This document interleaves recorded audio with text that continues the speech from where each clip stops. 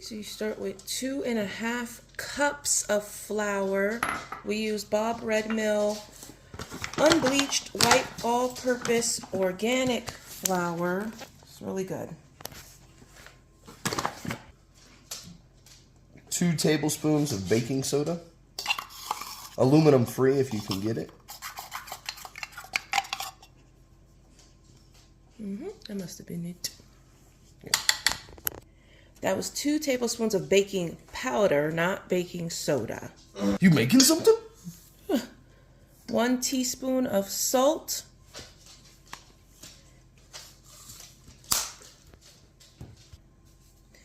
And you mix really well.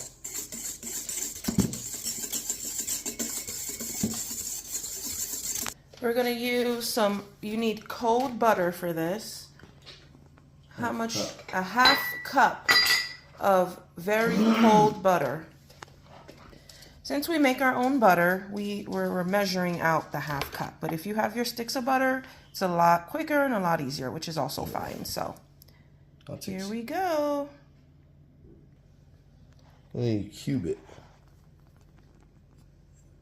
And just place it in there in various spots.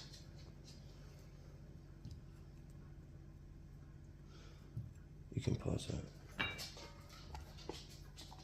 So last time I did this, I added a lot more butter than what I had been normally doing. And I was like, that was it. So I think now having going after the right amount. And it was like this amount of butter too. Next, you press the butter into the flour salt mixture until it gets to be clumpy. And you can use either a fork if you don't have a whisk, or what is it, a dough? A dough cutter. Oh, a dough cutter. I'm gonna put 1 cup and 3 tablespoons of buttermilk. This is our homemade buttermilk leftover from our homemade butter. So, but you can get store-bought buttermilk from Walmart or Safeway, Kroger, anywhere. So, yeah. And 2 teaspoons of honey. This adds a little bit of sweetness to it. And you can mix this together with the buttermilk. You can add a little bit. Honey never hurt nobody. Yeah, you just add enough honey, I guess, to satisfy your sweet tooth. It depends on your sweet tooth and how much sweetness you like. So, and you mix. And you pour the buttermilk and honey mixture into your dry mixture with your butter. And then you mix.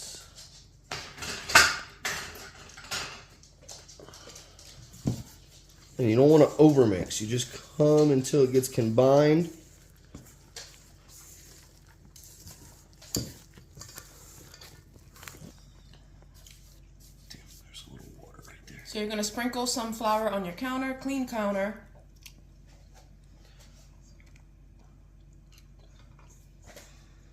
And Gonna plop that dough on the counter.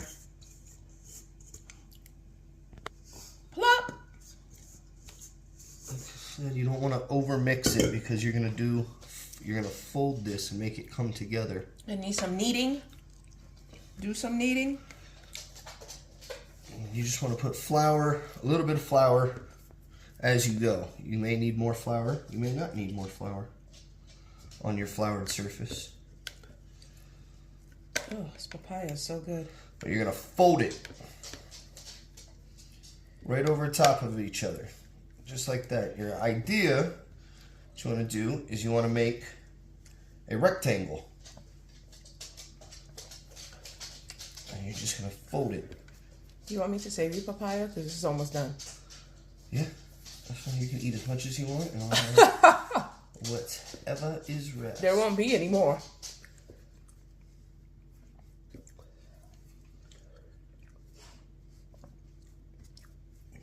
Fun fact, My husband never liked papaya, coconut, mustard.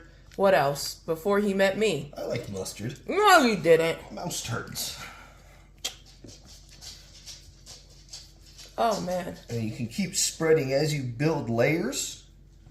You keep spreading the dough out. And you get larger. You get larger. Or more out of your dough.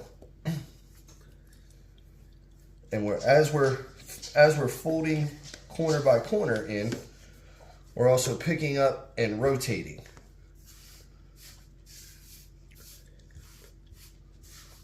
You want to try to get that flour, help get the dough a little drier so it's not as sticky.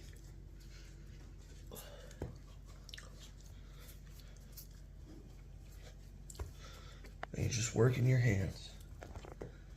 Now go ahead and grab your cast iron skillet. If you don't have a cast iron skillet, you can use like a cookie sheet or something. But you just have to make sure the bottom of your biscuits do not burn midway through. So that's the only thing with that. But we use a cast iron skillet and they come out perfect all the time.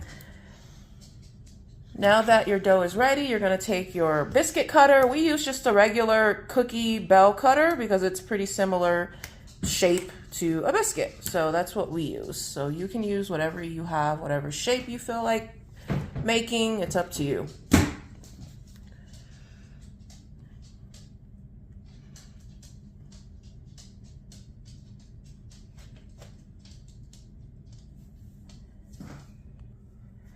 Just gonna place your biscuits down, and I think they have to be close together, right? Yep, you want to place them close together so that they can grow up and not apart, not side. Yeah. Oh, okay, cool. You can go a little bit apart like that.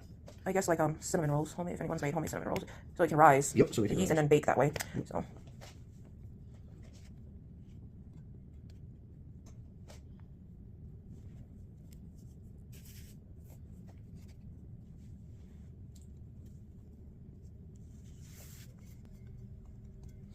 And then now you're going to take your remaining dough and do the whole process again. You're going to fold, knead, fold, and cut out some more. I think this recipe yields like 10? 9. 9? So we actually ended up getting like 10. And my husband, he uses every bit of the dough. Hence why there's one little thing here. But we got about 10 or 11 full ones. So let's put it in. And here's the end product. Oh my God, they're gorgeous. At this point, you can add some honey and butter and then throw it back in for like five more minutes, or even throw it on a broil. But this is why we keep a nice tester.